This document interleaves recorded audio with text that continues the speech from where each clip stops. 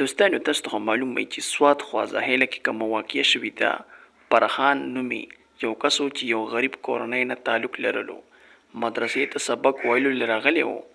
هغه باندې صرف دومره الزام و چې یوه ورځ غیر حاضر و. د دې له وجې استادانو هغه باندې تقریبا 15 ټایمه مطلب 15 غنټې مسلسل تشدد کړی و. دوستانو هغه ته په مختلفو کمرو کې وهل ورکړی شوي وو، او حتی چې نمبر په نمبر بوله یو استاد هغه سزا ورکوله. پولیسو ویلي دي چې د مدرسې ناظم کاری عمر، د هغه زوی احسان الله، یو بل استاد عبدالله او بختامین باندې د قتل مقدمه هغه درج شوې ده. د په 302 لاندې پولیسو مدرسه سیل کړه او ټول شاګردان خپل کورونو ته واستول شول، مطلب خپل کورونو ته لاړل. دوستانو د دې خنزیر د لاسه نورې مدرسې هغه ډېرې بدنامې شوې.